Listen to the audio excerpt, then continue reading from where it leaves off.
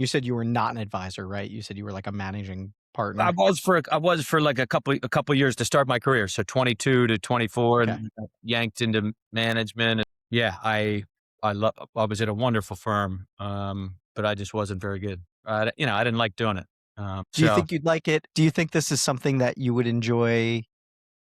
Like, what didn't you like about it? yeah, look, if I was smart, like what I'm doing now is really hard. Like if I was smart, I would have just stuck with it, and it's the greatest get rich slow business in the world. And like if you just hung in there and did the hard part early on, I'd be much better off for it probably. So, yeah, I think it's an awesome business. I think it's really, like, and this is the case still today. Like no firm that I have seen has figured out how to beautifully bring in a 22-year-old into the business because like it's hard. Like I didn't want to call my friends and family and I didn't know anything. I was an idiot. So I didn't have much of a value prop. And now this particular firm, we did all kind of team-based selling and it was an incredible firm. And so I was super fortunate in that I was able to ride the coattails of some people that were smart and could figure it out. And I did have some good relationships. And so it was mostly being cute. It wasn't a total failure. And then got, involved on the management side where we were doing a lot of, we did a lot of like management of the teams or what have you and recruiting into the teams and partnerships and things like that. And so it was an interesting model. It was a great firm and learned a ton. So I think even saying I was an advisor is taking it a bridge too far, but I was hired at one of those big firms to be an advisor or to Yeah. train, and I quit on my first day. And not because it was hard, but it was really more of a firm culture thing, I think. But one of the things that like really threw me off was I had met with the guy who brought me in a couple of different times and had some great conversations. We went out to lunch and stuff like that, and it was great.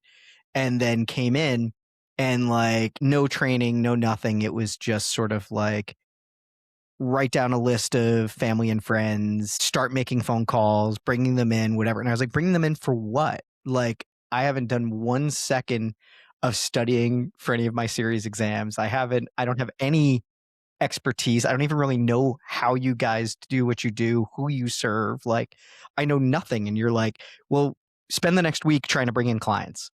And I Yeah. was just like, yeah, I'm out. Like, I'm Yeah. absolutely not going to ask my family and friends to sign up with me. And you've not given me 3 seconds of training or even started me on the path of like, here's how we're going to train you to make you competent. So Yeah. yeah, I'm done.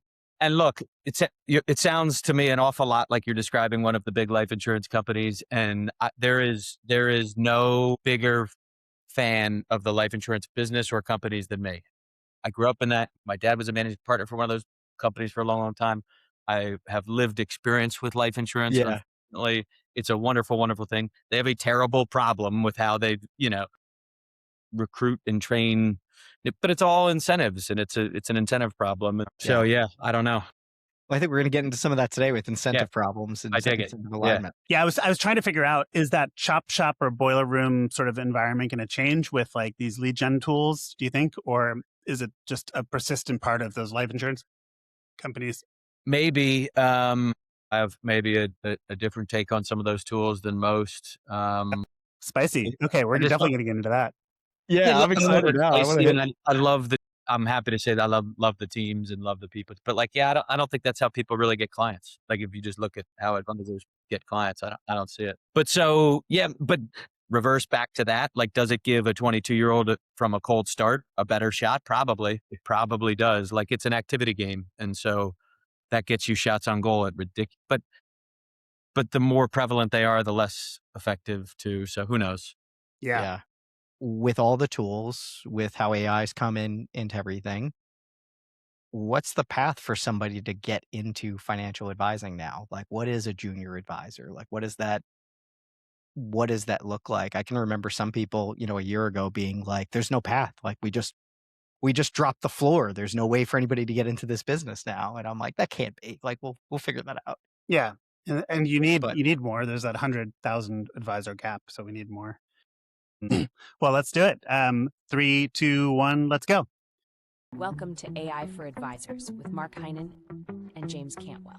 Every week, Mark and James break down the latest in the world of wealth tech and AI, and occasionally bring in guests to spice things up. This is not investment advice and not professionally produced. I am not real and not yet sentient. Now let's get on with the show. Operation here, Jason. All right, I 3, love it. 2, 1, let's go. Welcome to the latest episode of AI for Advisors with myself, Mark Heynen, and James Cantwell. James, how are you doing? I'm doing great, Mark. As always, how are you? Doing great, doing great. We're very excited today to have Jason Early on the show, founder and CEO of RISR. Jason, how are you doing? I'm awesome. Thank you for having me. Yeah, Did you say it fantastic. like that? RISR? Or Riser. Yeah. yeah, Riser, okay. Okay, let's get Yeah. the company name right, RISR. Okay, well, I think today we are going to focus on the central question, which is that most advisors say they want business owners, clients, but almost none of them actually have real tools to serve them. And RISR is actually betting on that data actually unlocks the relationship. And so we're going to dig into whether that is actually true. I think part of this is most advisors are admittedly woefully underprepared to actually serve these business owners in a differentiated way. An estimated 11,200 people retire per day, and a disproportionate number are business owners with a business as their largest asset and no real plan to move forward. So clearly a strong need. And That was a big shock to me, seeing yeah, those numbers when we did the pre-run. This is 11,200 people retiring a day and a disproportionate number of business owners, and that's their largest asset. That's a huge thing to just pause on. it is. Why There are a we lot of small exist. business owners in the I US. figure you already caught it, Jason. You were well aware. Yeah. News to me. Well, I guess this is very meta, right? Because the whole premise here is that better data leads to better conversations. And here we have a core data point, which now is leading to a much better conversation. Yeah. So, Jason, welcome. Maybe we can start by having you walk through your time as an MD and an advisor early on for about 7 years and the journey of starting RISR, how you saw the need, and just touch on, where you see things going with AI. Yeah. Guys, super. I mean, we just got started. The introductions part of this was already a blast. And so I really look forward to this conversation, and I appreciate you having us on. Yeah, look, it's like the old Steve Jobs line, right? You can only connect the dots looking backwards. And so when I think about my time at Creative Financial Group was the name of the firm here in Philadelphia, and CFG was a really powerhouse planning firm, hundreds of millions of dollars a year in insurance premium and financial planning fees, 10, 20, some odd $1 billion in AUM across third parties and in their own RIA, and almost exclusively with business owners. And so I got my start in the business working with business owners, and I had a front row seat to watching some of the best advisors give, planning and advice to owners of private companies. And CFG was, if nothing, they were an incredible marketing organization, and they ran, high-end event marketing tailored to business owners, had incredible target marketing. So, the best advisors serving business owners don't say, I serve business owners. They say, I serve auto dealers in the tri-state area, right? So you go Yeah, super you really kind of niche. niche down. The more niche down, the better from a messaging and a marketing perspective. So I say all that to say, I learned a tremendous amount. We were joking about this before. I was terrible as an advisor. I wasn't good at it, and I didn't like it, but had an incredible experience at the firm over a number of years, working with their top sales teams, recruiting to the organization, working with sales teams, working on partnerships and the like. But eventually, knew I wanted to do some different things. And so then had an opportunity to be a part of and ultimately lead a company that was really the first business valuation platform in the space. And so we had an awesome run with an awesome team there. And that really opened my eyes to the problem. So the problem always existed. I didn't know the problem existed when I was sitting in the seat at Creative Financial Group at the time. And as in all things in life, timing matters. Like over the last bunch of years operating in this space, I mean, I believe deeply in the advisor part of advice. And so, have spent the last big bulk of my career, and will spend the rest of my career in my view, kind of solving problems on behalf of advisors. But the timing is such, back to where this conversation started, where the demographics can't be ignored anymore. And so all of financial services is starting to surround the business owner. And I suspect we'll talk about why and we'll talk about how and all those things. But that's why, we think that the time is now, and advisors need better tools and technology to, if they're going to properly serve this important segment of the economy. And when you think about it, to your point, disproportionate number of, it's probably somewhere in the 20-25% range of those 11,200 people a day retiring. To your point, it's their most important asset. It's their largest asset. And the advisor they're working with is treating it like every other asset on the balance sheet. And that's insane. Yeah. So Well, that's I where make the same argument for advisors with their own practices. yeah, That it's like sometimes the old, they're not looking at it as their biggest asset either, and they need to think about their business as a business and an asset. cobbler's son's shoes, whatever the saying is, right? Yeah. They probably think of it as So liability what in were terms of their advisors time. It's a really interesting, and I think just to introduce like a little bit of more data into this before we dig in a little more. So roughly 1 in 6 business owners feel unprepared for succession, according to Edward Jones, and only 37% have a financial advisor to help. So that just seems like a fairly significant opportunity you're tapping into there. But yeah, big time. Your lips to God's ears. I mean, that's why we are so excited about the time. We think that we've got the right team going at the right problem at the right time, and so um, it is a tremendous opportunity, because there is so much opportunity for advisors to grow organically in this segment. And I think the organic growth thing is interesting, because I mostly think it's all of us around the industry that scream and pound on the table about it. I think there's a lot of advisors that are like, I'm okay. The market goes up, my comp grows, like life is good. I'm not sure they're as worried about it as we are. But when you think about, those that are focused on growth, there is no better segment to attack than the business owner, for all the obvious reasons. What's the what in your mind, what's the reason that, we just went over the numbers and they're material. Why is this group being ignored? Why are we not servicing them, Two, the collective way? Why are we not servicing them in the It's a way that great they need to question. be? There's two main reasons, and one I think is a data problem, and maybe just a slicing of the data problem, which is 37%, or the flipped is 63, whatever the math is there. 63% don't have an advisor. If you stripped away sub 1 million, sub 2-3 employee businesses, I suspect that number is dramatically different. I bet you if you go even a segment further, like above 5 million in revenue or something like that, I bet you the bulk of those are advised businesses. And so the reality is that is the target client. And so it's not to say that they're getting great advice or they're getting holistic advice, but they are probably better advised, if you will. And so I think the numbers probably skew a little bit there. But the second reason is it's hard. Like, advisors have a confidence and a competence problem often when it comes to business owners. And there's a tremendous amount of complexity. And so it's hard. And they have really disparate and disorganized data. And so, walk up and down Main Street and try and pin down a business owner to get them to give you all of their data so that you can provide good advice. It's really hard. And so that is the problem that we started with, which is, can we create a way to seamlessly and frictionlessly gather data, analyze data, summarize data, and surface it to the advisor so that there's clarity into their most important asset? Because again, going back to my days at CFG, we'd walk in the room and we'd say, all right, James, Mark, what's the business worth? You guys would say, God, I don't know, 20-30 million bucks. And we'd be like, all right, cool. We'll use 25 for the plan. That's nuts. Yeah. And so you've got to have better clarity into the asset if you're going to provide great advice. And what a wonderful time to be alive. The tools and technology exist to make that super easy. Yeah, that's a really important point. Like, I realize I already made a point to sort of emphasize that, but when you go back to the stats and you look at that and you hear that disproportionate number and it's their biggest asset, and historically, we've just been ballparking it.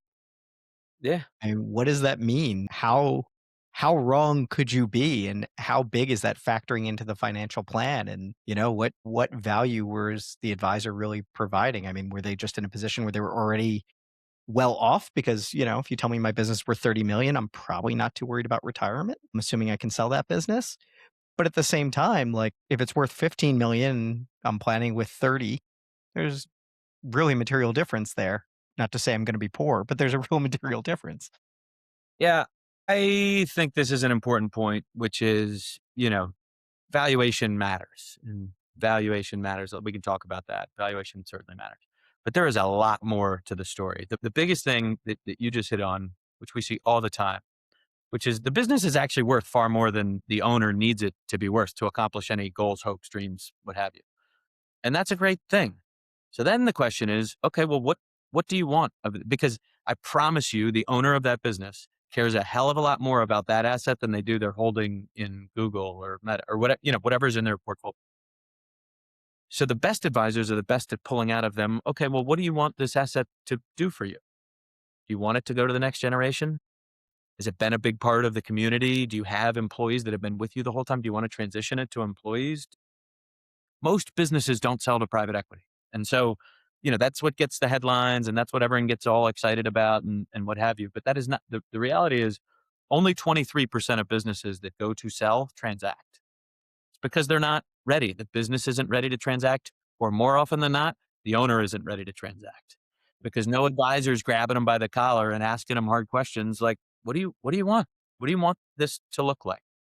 And so we think that readiness and succession planning and, again, giving the advisor the ability and the talk track and the tools and the confidence to sit with an owner and walk down this path with them is an incredible trust building exercise. And it's a damn near guarantee that they end up managing the assets at the end of the rainbow. But if you wait until they exit and you read about it in the paper, you're too late. Yeah. It strikes me there's a real assumption of liquidity if we're ever talking about retirement and a private business, right? And so some of the valuations can be rather academic if there's no liquidity. To your point about only a subset of transactions actually happen. Yeah, I think that's a good point. Yeah, most business again, if you look at them in aggregate, like if you look at the numbers that suggest 30 million private businesses or what have you, like most of them are not transferable and they're not transacting in like their lifestyle businesses, and that's all well and good. The reality is and whether this is right or wrong, I don't know, but the reality is the business that the advisor wants as a client could transact and it has transferable value. And so to that end, it doesn't mean they do. Again, there's all sorts of ways to get liquidity as a business. I mean, we were talking about, getting young advisors into one of the challenges in like succession planning for advisors is the next generation can't afford the book of like the multiples have skied so high, like the next gen can't afford to buy the book of business like they used to. The same is true in a lot of ways in private companies, but there's all sorts of ways to transition business, be it seller financing or ESOPs are a wonderful way to transact that have benefits to the owner and obviously to the community and the legacy of the business and things like that. So yeah, there is an assumption of liquidity and you need to be cognizant of that for sure. I know we haven't gotten into the details of specifically like how RISR accomplishes that, and this might be a good segue into that. But is there an education component? Do you feel that's a strong component of what RISR has? Yes, there's an education component. It's funny. One of the most lauded features that we rolled out recently that kind of took me by surprise because it's relatively elementary is effectively like talking points. So like okay, you've gone through the process. Now you have access to the 4 reports or the modules or what have you, valuation and wealth and risk and succession and exit. You've got these beautiful client ready deliverables. And then we're literally serving up based on the case, like talking points. So we've got that. There's an insights library that follows you throughout the entire experience that educates you on all of the things that's happening inside of the platform.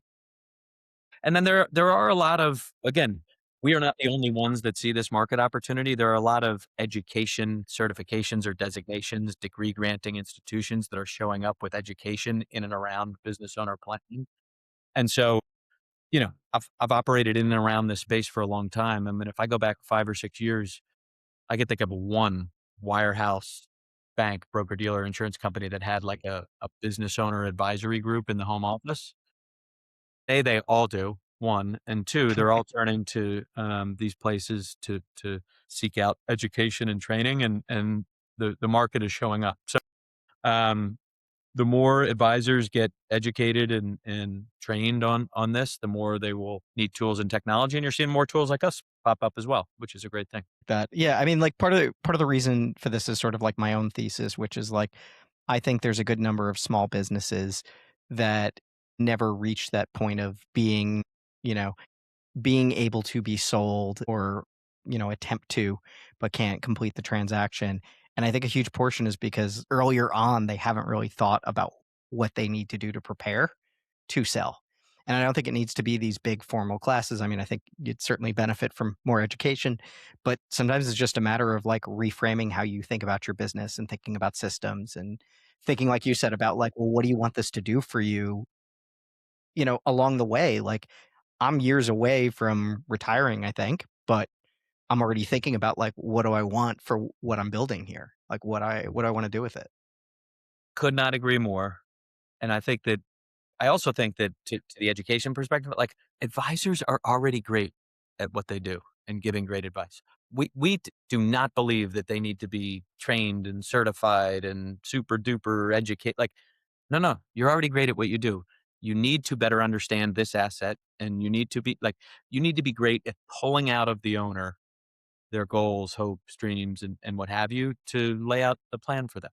And so you need perhaps a process or tools and technology or a talk track to go down. But at the end of the day, again, it's grabbing the owner by the collar, it's pinning them down and saying, we've got to better understand this asset and what you want it to accomplish and how it fits into your overall plans. And you're 100% right. They can make a material impact on that business owner because you're right. Most of these small businesses are accidental owners. I'm a baker, and so I opened up a bakery, and doggone it, it worked. And so now I've run a bakery for 30 years, and I'm like, poof, I'm going to retire. And the reality is, if an advisor, grabbed the baker and said, hey, look, you've built a nice business, and let's dig in here and better understand the business. Okay, here's the value today. Here's what the value might be if we reduce some of these risks, like, owner dependency or, whatever it might be.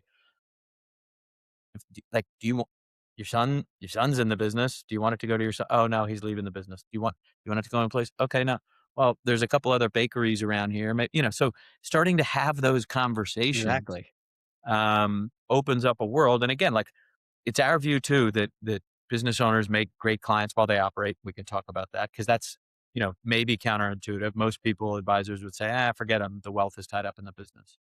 But they make great clients while they operate. And then they have this incredible cherry on top that is, my gosh, if they exit and there's liquidity, now I've just gathered 5 or 10 or $50 million of assets in one fell swoop. That's the added benefit. we all talk about where how AI is going to impact the advisor, and we started earlier with talking about the how it's impacting more junior employees and getting into the space. But one of the things that I'm thinking about here is how is AI really impacting the more mature advisor and the role of the advisor? And we talk about that probably on every episode. But I think this is a good example, like a real example of like, here's an area where you could deepen your expertise and add value, right? That's not easily replaced by AI, right? Like it is having that conversation, having that relationship about what do you want to do with your business? How do you want to handle things? What are your fears? What are you willing to do to grow it and not willing to do? I think like those are the conversations that, don't get me wrong, I'm sure AI could like have in some cases, but people don't want to have it with AI. They want to have it with other people, right? And they want to get real feedback like that. And so to me, this is like a perfect example of how advisors can continue to use AI to be a better advisor. Absolutely. I mean, I think enriching the conversation feels like the real insight here. I think that's a really great insight. I would love to dig into the product a little more and like understand the why now. We've had growth in business ownership for decades now, and I was actually just researching we're now at about 20% of HBS, Wharton, and GSB graduates are deciding to do something entrepreneurial rather than join consulting and finance. And this is after having spent so much money on business school. So that just gives you a sense. And some of those people are doing search funds, by the way, which is like the old meme that like the best way to get a business school person excited is to like introduce them to an HVAC founder. Yeah. But I think I would love to just hear a little more about like the why now in the business. Like, what is it that you found is happening now where you can actually really accelerate these conversations or make them so much better, and how the product works? It'd be great to get into that. Well, you just hit on one. I think this will be directionally right. I might screw the name of the firm up, but I think there's a private equity firm called Alpine, and Graham Weaver is his name, and they buy lower middle market businesses or whatever. And so they have like CEO in training, and that's the number one most applied for job out of the schools you mentioned, which That's is funny. like CEO in training That's funny. with these small businesses there. But yeah, it's more in vogue than ever to Yeah. trade in and out of private businesses. That being said, yeah, again, it's just back to the original kind of boomers point of, I think there's a couple things happening. One, the original demographics of there's this many boomers that own businesses. They're retiring, they're transitioning, they're transacting, and all of financial services wants to be around to gather and manage those assets. But what they're realizing is I better be there now providing advice. So that's one. Number two, James, you kind of just made this point, which is, I think that advisors never, and again, I'm not smart enough to know this stuff. Smarter people than I can opine on this, but like, I don't know if I really believe that fees are under all that much pressure or that technology is going to replace all of these jobs. I think that will happen over a really long arc of time, especially in our space. Like, I mean, look, advisors and big financial services firms, like there's some that are just adopting financial planning technology or just getting CRMs implemented. Like to think that they're all just going to be off to the races with AI, I think is We're slow moving. a little silly. And so I say all that to say, I think these things will change over like a long arc period of time. But I do think advisors will be under pressure from both the market and the technology will allow them to do this, to offer more things to their clients, offer more services. And so we've seen it, there's been a long kind of long crash course between, traditional wealth management and insurance planning. Like these firms are starting to look a lot alike. We're seeing it now with tax planning, like RIAs are acquiring tax firms and vice versa. And so we will see like the explosion of the estate planning technology, like Mhm. bolting that into your practice makes sense. So we're seeing all of these services, which is a great value prop to the end consumer. Like I'm getting more for the same price effectively from my advisor. That's a win. I think we will continue to see that happen. But I think every advisor has uttered the words, I'm the quarterback of, all of your planning and I bring all the relationships together or what have you. Very few execute on that. I think that the best do. And so they're able to bring, the accountant and the attorney and all of the key advisors around the table and kind of quarterback all of their financial affairs. And I think that we will see a proliferation of that, and great technology will allow them to do more for their clients. So, Jason, let's maybe get into the product like in a little more detail. Let's, talk to me as if I'm an advisor. I got, that kind of 150 magic number clients, a good portion of them business owners. How does Riser fit into my practice? How does it help me? How does it help me? I heard you. I think maybe it was Kitsis. You guys were rapping about Dunbar's number with. Absolutely. Yes. We love I Dunbar's think number. that's yeah. So you can think of our platform in three ways, which is like seamless and frictionless data capture, relevant insights, and client-ready deliverables. And so, you know, we can talk about all the AI. I think most of the AI talk is like, firms like us talking to investors. I mean, the outcomes is what matters. And so when we think about it, it's how do I give better advice to business owners across a bunch of key areas? And so today it's for us, it's valuation, it's wealth, it's risk, and it's succession and exit. We can talk about what all that means. We've got more coming. Look, we we want to be, want to continue to be the best in the world at providing technology for advisors giving advice to business owners. Okay. And so if you work with business owners, privately held companies, there are a whole host of things that that business owner cares about. But for it to make it into our application or into our technology, the advisor also has to want to talk about it. And so relevance is what shows up. That people say to us all the time, man, this is clean and slick and user friendly and easy. And what they're actually saying to us is, these are my words. These are the conversations that I want to be having with a business owner. They launch me into planning related conversations. And so I say all that to say everything we do is from the lens of financial advice, which is to help advisors create better outcomes, see more clearly into an opaque asset, and give better advice. That, I mean, it's What did needed, yeah, very much so. I'm curious, like what did you see at Biz Equity where you obviously were deep in the weeds of valuation software. What did you see where you realized, okay, there's a better way to do this? Is it just repackaging it, making it more user friendly? Were there core methodologies that are different? Yeah, look, valuation is not the secret sauce for any of these businesses. I mean, that is a wonderful, wonderful business. Had an incredible time and run there, and wonderful people now on that business. The biggest thing that we saw, and there was a couple things that we attacked, and again, timing matters. Like we got really lucky in that, like, because when we launched this company, like the big AI moments hadn't happened yet. And so our Mm. first version of the product, the first way we tried to solve data capture, we were still using OCR. And it What year wasn't was good that? enough. When was that? What's that? When was it? Early 24. Okay. All right. And it wasn't good enough. Like, it solved a major problem. It was better than manual, but it wasn't good enough. And so then we were right on the bleeding edge of like training the models on how to read the documents that we needed and rendering it into our P&L and balance sheet and all that stuff.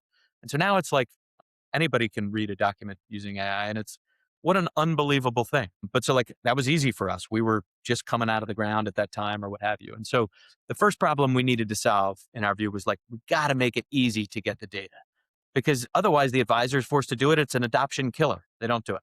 So we had to get the data right. But that actually, like, now everybody can do that. That's no big deal. The biggest thing that I was crystal clear on was like, we are solving a problem for the advisor. The advisor is our customer. That is all I care about. That is all anyone at our company cares about, is the financial advisor. Are we making their world better? And so the challenge with that is it's really narrow. It would be hard to create a venture style outcome solving a problem for financial advisors serving business owners.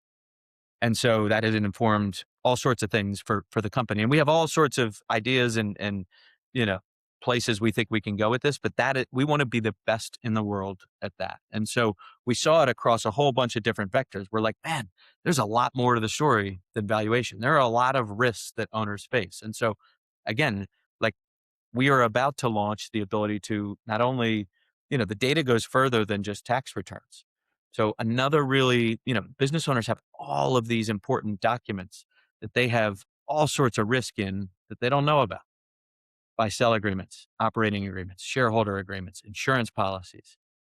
So by the time the show comes live, you'll be able to upload any of those documents into our software. We will read, analyze, and summarize those. And so it's like advanced planning dropped on your desk as an advisor that you never had access to before. So yeah, there's a lot more to the story than kind of valuation alone. And we saw an opportunity to go deeper and really surround the advisor with any conversation they might have with a business owner. I have a question. I kind of wish I brought up the stats, but it wasn't something I thought about before.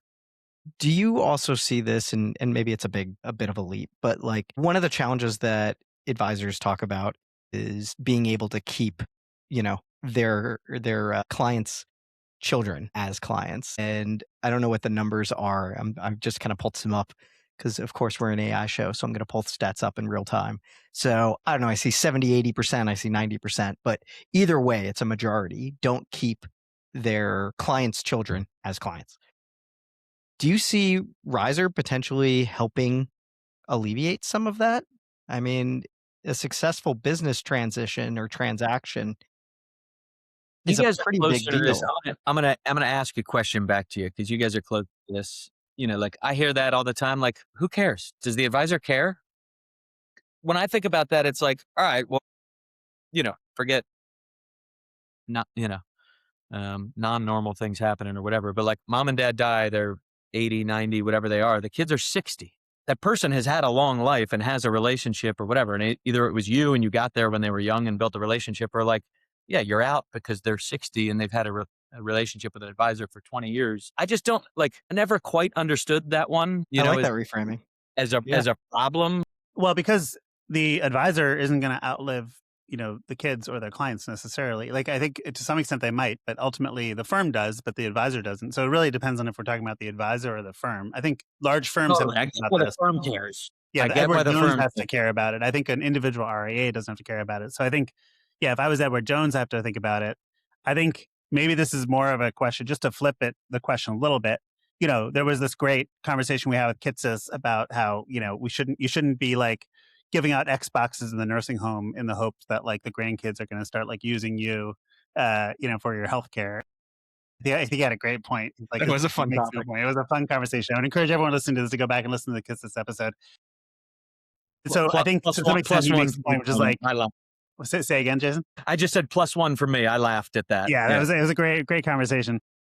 So, but I guess maybe the flip side of that is a firm like Edward Jones does need to care about the great wealth transfer because they're thinking in longer time horizons. And, we don't know exactly when it will really hit. And it could be in 10 or 20 or 30 years. And so this is a little bit abstract in people's head, but it is quite significant. And so I think we have to think through, the big firms have to think about it. And so I guess it is interesting, this like point that actually, maybe to tie back to the other thing we were talking about, if all these people coming out of business schools, all these other people are now starting companies, maybe even your fresh grads who can't find white collar jobs because of AI are realizing it's easier to start a company than to get a job. You may actually have a brand new set of these business owners who actually need some advice, and it may become really complicated to serve them, and they may have very different expectations. And so having a platform that basically bridges that could be really useful for those larger firms, maybe not the individual RIAs. Of course, selling to those larger firms is a bear, and that's a different story. But yeah.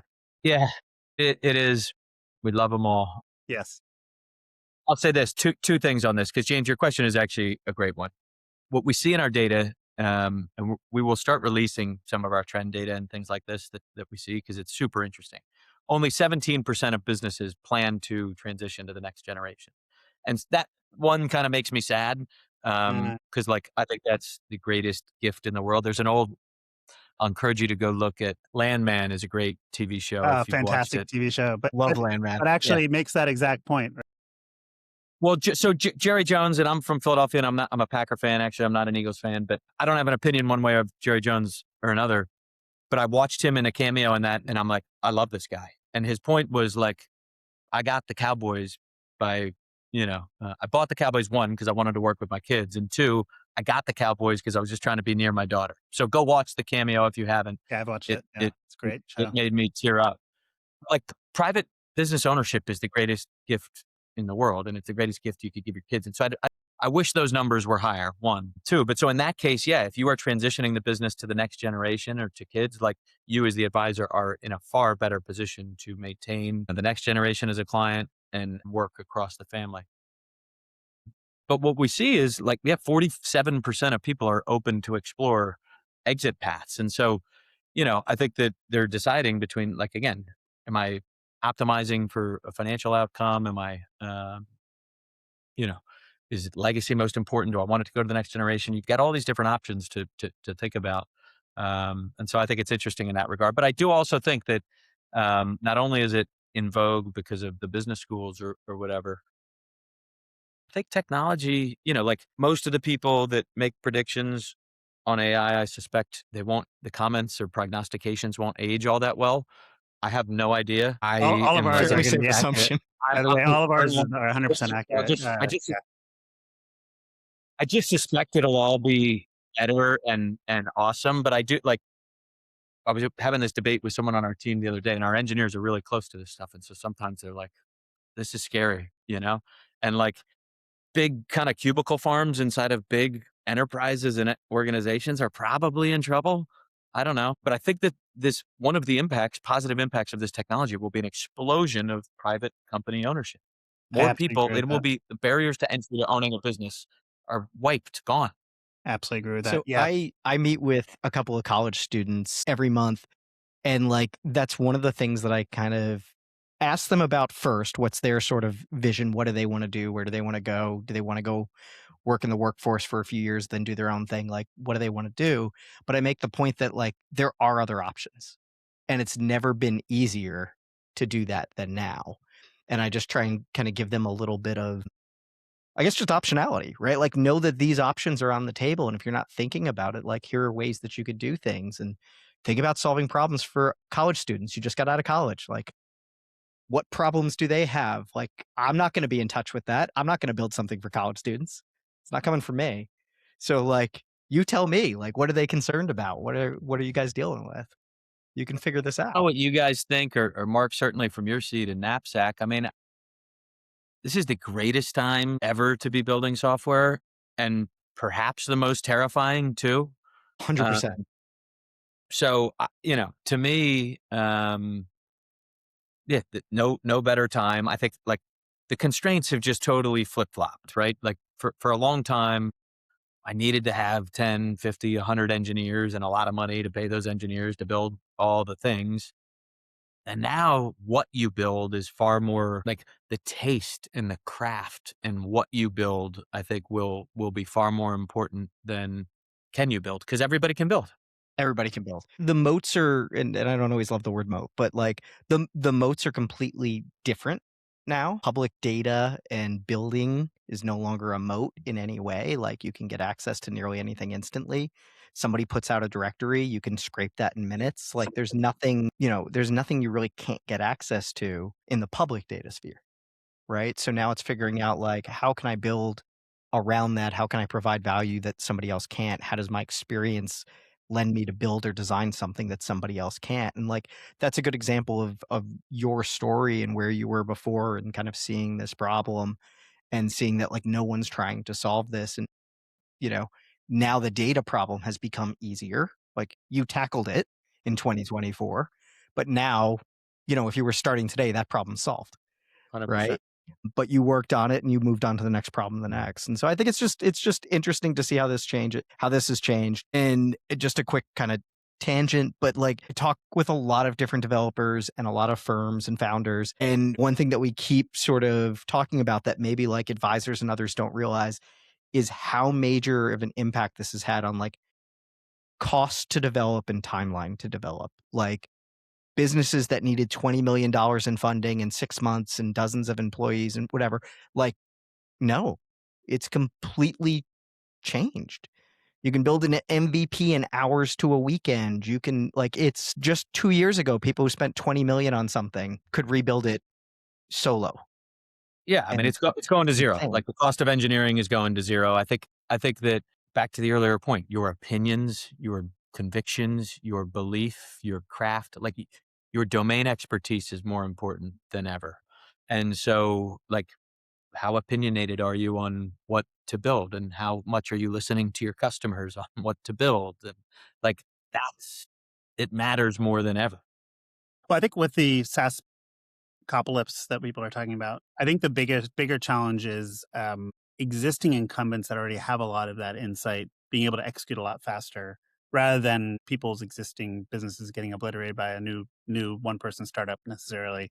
And so, I mean, I did want to ask you that, right? So we've seen obviously Claude has and Anthropic have launched a whole bunch of new features in the last 2 weeks, operating at a much higher level of pace than ever before. And they claim that's because most of their code is written algorithmically or, using coding tools. We've seen altruists now claim they're going to release an agent every quarter. Obviously, there was that whole episode where, when they released their tax software, people were very concerned about other custodians. And so really the fundamental question is, how do you see someone like Salesforce, Orion, InvestNet, or even the CRMs of the world, could they see what you're building, decide to add it on really easily using these coding tools because they have insight? And how do you speak about that to your investors? I'm just curious. I'd love to take the temperature. Yeah.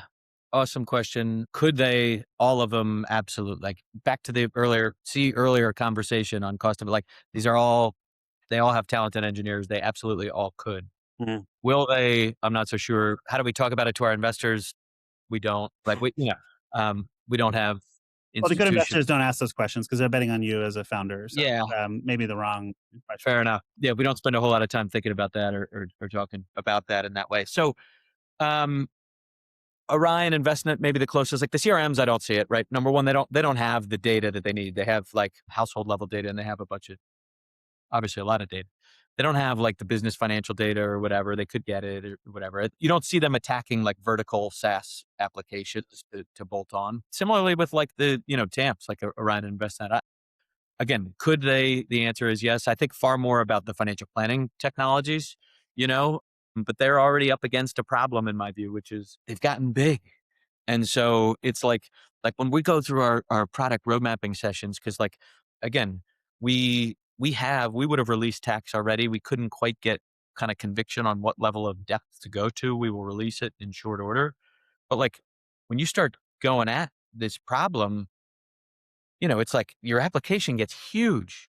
And so if we want to be the best in the world at providing technology to advisors, serving business owners, like it's a pretty big problem. So for someone to bolt that on to their existing financial planning technology that's already big, I don't know. Like if it were just valuation, absolutely. Can you get a better way to value a business? That's not that hard to do. Like, can you get a better way to value a business and plug that in? And maybe that's good enough for most. Definitely. And that keeps me up part of the night. There's other things that keep me up longer parts of the night. I think that again, if you are focused on serving business owners and serving them well, you've got to hit them across a lot of different vectors. And so like in the tax example, like we are going to solve the problem differently than we would have 3 or 6 months ago. The technology is such that like now we can serve up, agent style kind of in-app engagement where the UI and the UI, like the reports flex to the conversation. And so you've got to build this with compliance in mind. And so there's a lot of thought that has to go into it. But like we have the data where we can surface tax insights. And next it'll be some of, kind of the scenario modeling and planning. But so I just went down that rant to say like, is InvestNet going to build that? Probably not. Like, and for good reason. Like they don't care enough about our little sliver of the market is the reality. Yeah. That is why they don't do it more than anything. It's not big enough to get their attention. Mm. That makes sense. So I'm gonna change directions on a dime here because there was something that we talked about kind of in the pre-show that I want to hit up on, and I want to make sure we don't run out of time. So we were talking about organic growth and brought up some of the lead gen software. And I'm not gonna really lead this other than to say you had indicated that you have a slightly different point of view. And so I'm just kind of curious to hear what that view is on organic growth or lead gen applications. Yeah, look, we watch that space super carefully. There are some incredible teams going at that problem and incredible companies that'll create great outcomes. I'm certain of. We think about this from our lens selfishly of how to solve this problem every day, which is like if I could deliver a business owner to a user, they would never leave us. When you think about how much revenue per advisor or business owner client drives, like they would never leave us. And so the easy way in today's day and age is to be like, oh, we can all, we can get access, we can build these proprietary data and insights, we can, scrape the internet, we can subscribe, we can get all these data, and we can serve up data to the customer. I don't think that's how advisors get customers. And so the answer that nobody wants to hear, especially our customers, like because someone made this point earlier. Every advisor says they want to work with business owners. Half don't. And so people will look at our tool and they're like, I love it. I want to get started and I want, but I don't have any business owner customers. It's like, all right, well, so they say, how do you do it? And I don't think it's with one of the lead gen tools. I think it's like, okay, go and spend 12 months building a deep relationship with 2 or 3 accountants and attorneys and come back, in 12 months, which is to say like, build deep, great relationships with centers of influence, make this a part of your value prop and say, here's my ideal client profile. Here's the value prop that I deliver. Here is what I provide for business owners that come through our process. Here are the deliverables and watch the referrals happen. Meaning watch them go, oh, I've got all of these business owner customers that need this. But that doesn't happen in one lunch meeting. It happens over time when you build trust. And so that is a horrible way to say, like, I don't have a great answer to solve that, but I just don't. I struggle. I really, really, really struggle to see like advisors. You spend the whole early part of your career trying not to do that.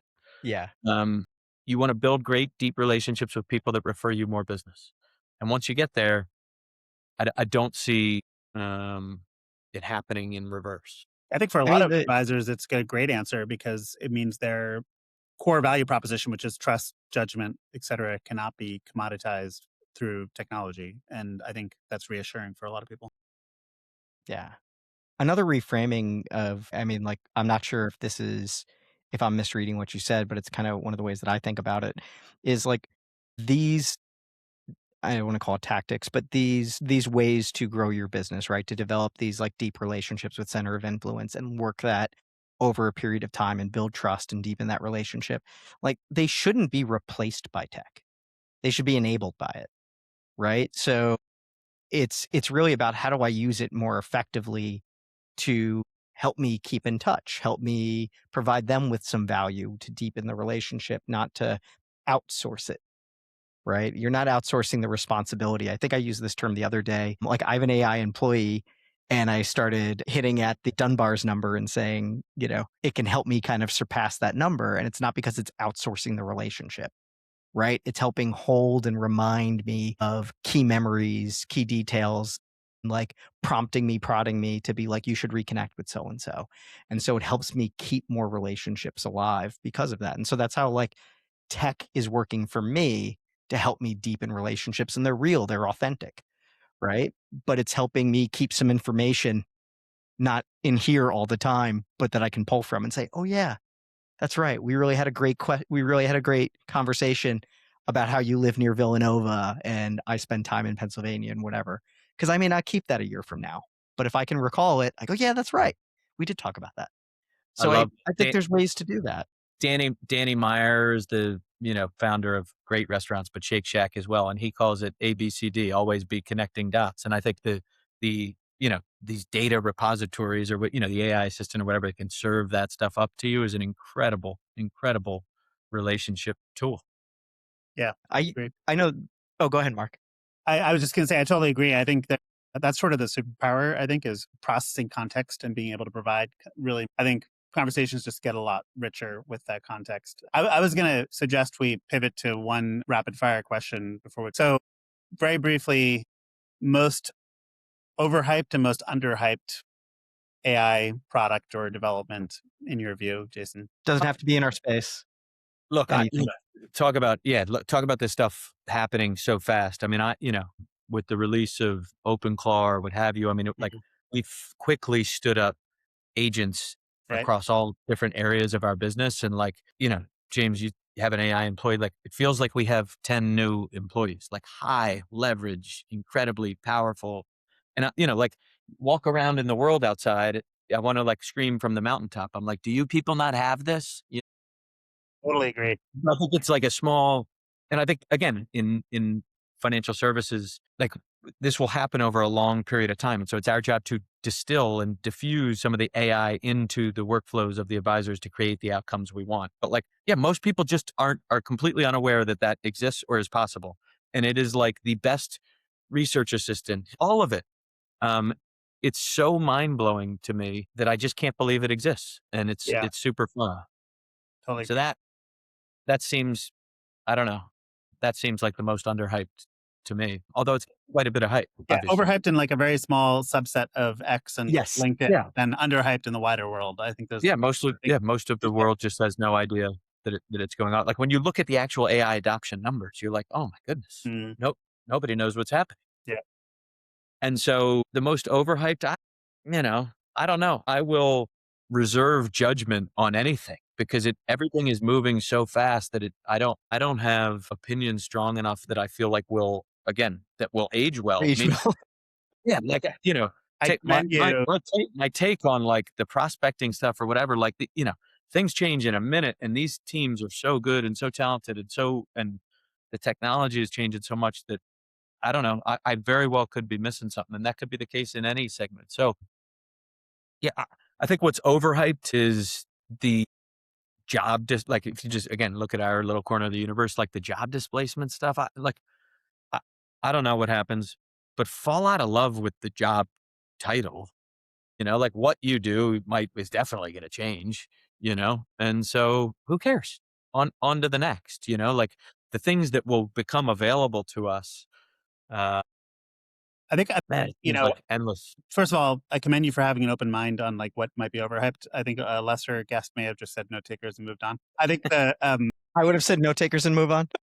Why? So fair. They get a lot of heat or hate. They're kind of amazing. No, that they're very amazing. It's just I think it's sort of to your. I think it's actually to your point, Jason. It's like we're paying attention and not everybody sees what's going on. So to us, note takers are old hat. It's table And stakes. overhyped. But then to a lot of people, it's actually right? amazing transformative technology because they haven't actually. Yeah, like we've They call already advisors- gotten. We have this beautiful ocean view, and we've lived here 6 months, and we're already bored of the ocean. Yeah, exactly. Yeah, I mean, these guys, like they call advisors stale, male, and pale. Like, talk to a 60-year-old advisor that's got a note taker for the first time that used to like do the copy talk, that used to write. Like, he's like, this is the greatest thing I've ever seen. Mm-hmm. And so, yeah, like the capability is kind of no big deal anymore, but like the application in their world matters. So I don't know. They get a lot of shade. Yeah. Yeah, it's probably undeserved. You're probably right. I commend you for that. Yeah. And I also think that there's a sort of waves. You're reminding us of these waves of adoption. We should just think of these waves of adoption. That's really important to bear in mind. But, well, thank you very much for coming on the show. Really appreciate it. And really excited to have heard the story. And yeah, really excited to see what you build next. Yeah, guys, I would say God bless you for what you're doing. You're bringing important conversations forward. You've had some amazing guests, and so I feel, I feel like I've got the top spot in, the dopiest or dumbest guest. But I appreciate you having. You can keep coming. I mean, no need to be self-deprecating, but you can keep coming with the flattery. I mean, I could go another 5 minutes if. Okay, all of a sudden we have 10 more minutes of time. Yeah, I got time. I got time suddenly. All right. Jason, thank you so much. Let's go out on a high note, Mark. Jason, thank you so much for that. You've been a wonderful guest. Enjoyed it. Thanks for coming on the show. And thanks for RISR. I think it's really awesome what you're doing. It's always great to see solutions that are actually really helping people. And I love that you're helping advisors and business owners. We appreciate it. Thanks, guys. Thank you. All right. Thanks, everybody. Bye.